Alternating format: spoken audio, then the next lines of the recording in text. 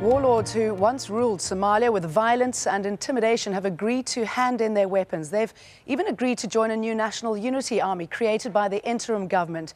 The announcement came as several people died in a gun battle near the presidential palace in the capital, Mogadishu.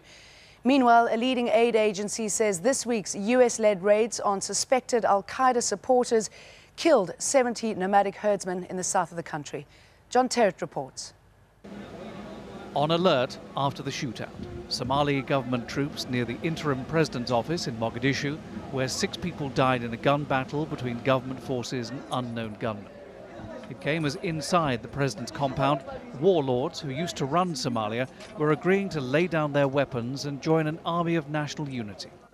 The agreement and the bloodshed in such close proximity serving as a reminder that winning the peace in Somalia will be a tough job. Nonetheless, the interim interior minister has been telling Al-Jazeera's Frost Over the World programme that the Somali people are on the government side.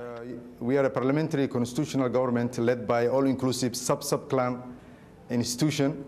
Although its main mandate, the 5-year mandate, is reconciliation, the people see us, we have liberated, and the people of Somalia, they associate with wanting to be with their leaders, selected sub-clan parliament and cabinet, and the elected president Abdullah Yusuf Ahmed.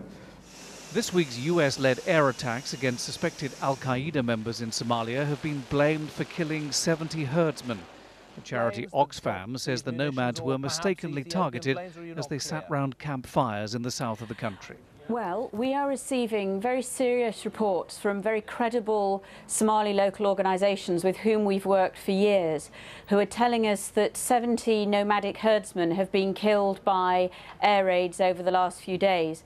Obviously, they are not in a position on the ground to say exactly who dropped these bombs, but what has happened is that innocent civilians have been caught up in the conflict just as they were going about their daily lives. The interim government took back control of the city of Jalib on Friday after ousting the Islamic courts with the help of the Ethiopians. Jalib was the scene of the last major firefight between courts fighters and the government side. Here they're fighting a different battle now to feed the people and help them rebuild their shattered lives. John Terrett, Al Jazeera. Now, a correspondent in Mogadishu, Mohammed Addo, says although it would be a significant move if the warlords do disarm, there are doubts that they'll actually keep their word.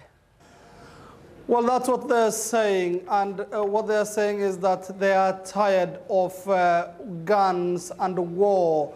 This is according to Mohammed Kanyere Afrah, a former Mogadishu warlord who is one of the people who's agreed to disarm after meeting the president. But many here are doubtful about the sincerity of the warlords, given the fact that they have been the cause of much of the anarchy and the problems witnessed in Somalia in the past 16 years. They have been throwing up their hands and saying that they were not party to most of the peace processes for this country.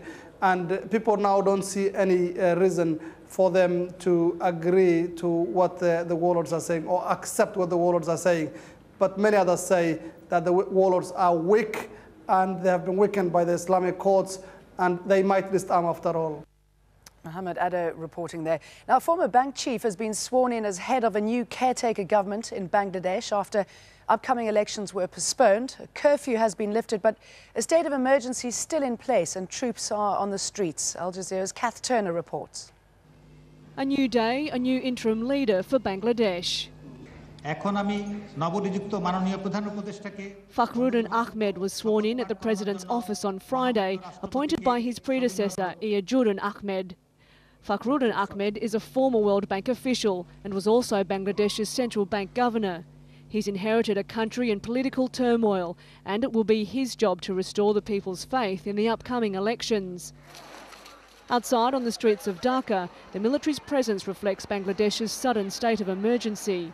President Ahmed announced the move on Thursday, just before he resigned. I've decided to step down as the chief advisor of the caretaker government. The president was forced to step aside after months of pressure from the opposition multi-party alliance led by the Awami League. It claimed the vote was rigged and demanded changes to the electoral register.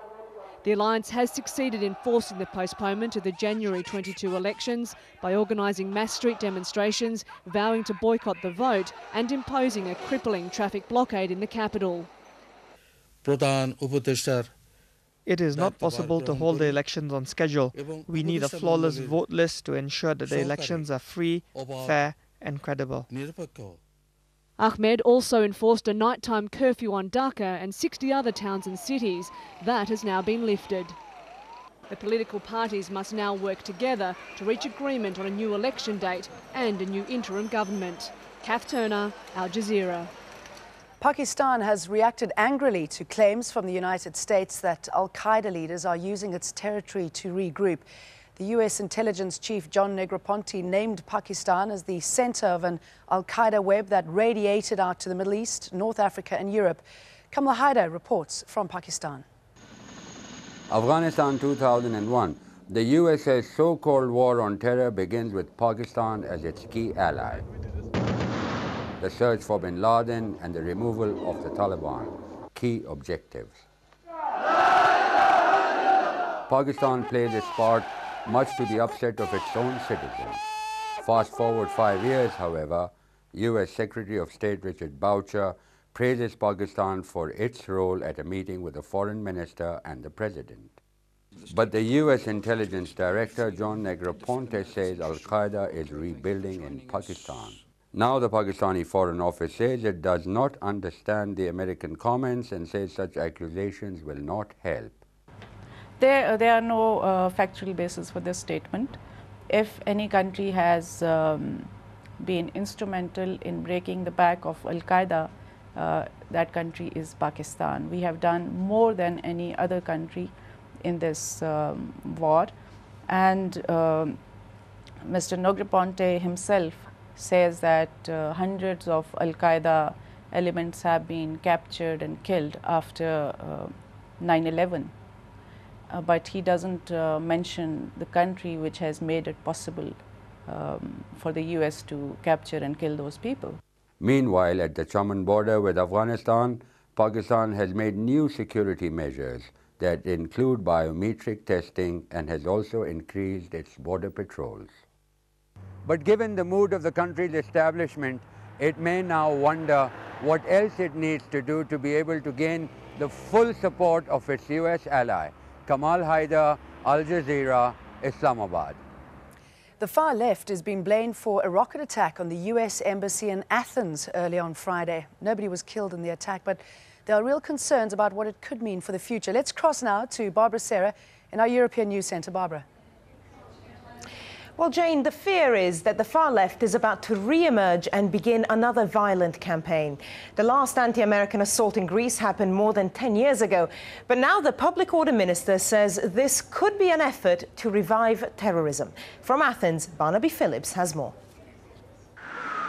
An attack on America. Just before dawn, an unexpected wake-up call. A rocket fired into the embassy building, crashing through a third-floor window close to the ambassador's office. No one hurt, but this was an act of powerful symbolism. The ambassador quickly on the scene. Are you treating this as an act of terror? I am treating it as a very serious attack. We will determine what it is when we know. The Greek police say a far left-wing group, Revolutionary Struggle, has claimed responsibility, as it has for a series of bomb blasts in Athens in recent months. Greece has a history of left-wing extremism.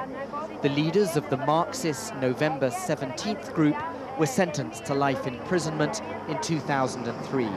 November 17th was responsible for more than 20 murders, including several American officials. So today brings unhappy echoes of the past, not least for Foreign Minister Dora Bakoyannis. Her husband was murdered by November 17th back in 1989. Today, she said these attacks have a heavy cost on Greece's standing. Now the Americans must put their faith in the Greeks to find those responsible. Otherwise, there will be fears of a return to the dark days of political extremism. There is a strong tradition of anti-American feeling in Greece, and the embassy is often the focus of protests. Nonetheless, this audacious attack has brought shock and surprise to many in Athens. Barnaby Phillips, Al Jazeera, Athens.